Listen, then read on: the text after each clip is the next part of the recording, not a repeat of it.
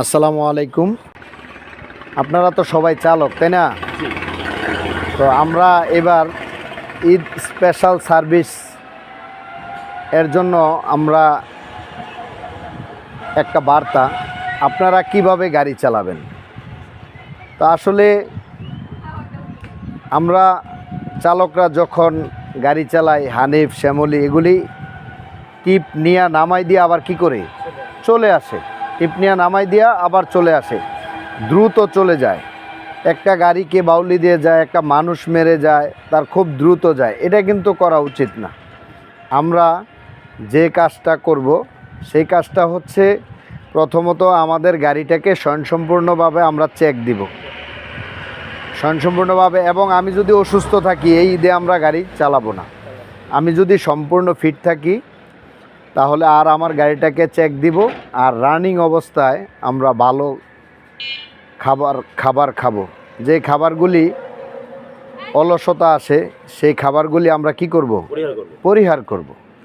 আমরা চিনি কম খাবো, দুধ চা কম খাবো, ব্ল্যাক কফিটা খাওয়ার চেষ্টা করব এবং পরিষ্কার পরিচ্ছন্ন জামা পরব। গাড়ি চালানোর সময় ভালো করে চেক করব, গাড়িতে যেন জগ হুইলেস থাকে, আমরা সেটা চেক করব। গাড়িতে এক্সপায়ার চাকাটা আমরা নিয়ে নিব মনে করে। আর রোডে গিয়া আমরা সর্বোচ্চ, বাংলাদেশের জাতীয় গতিসীমা কত? 80। কত গতিসীমা? 80। আমরা 80, ফাঁকা রাস্তা পাইলে সর্বোচ্চ গতিসীমা 80-তে আমরা চালাবো। আর যদি কোনো বাজার বা জ্যামজট রাস্তায় আমরা বাউলাবাউলি করব না, একজনকে চাপ দিব না, একটা মানুষকে ক্ষয়ক্ষতি আমরা করব না। আমি নিজে বাঁচব, আরেকজনকে বাঁচাবো। কারণ হচ্ছে, দেখেন, আমি যখন নিজে তাড়াতাড়ি যাওয়ার চেষ্টা করি, দেখেন আল্লাহ পাক আমাকে এই আসনটাতে বসাইছে, চালকের আসনটাতে। একটা গাড়িতে 40 থেকে 50 জন যাত্রী থাকে। কয়জন থাকে? 50 জন যাত্রীর গার্ডিয়ান বানাইছে আপনাকে। কাকে বানাইছে? একটা চালককে 50 জন যাত্রীর গার্ডিয়ান বানাইছে। তাইলে আল্লাহ পাক আপনাকে কত বড় একটা দায়িত্ব দিছে। তো সেই দায়িত্বটাকে আমাদের পালন করতে হবে না?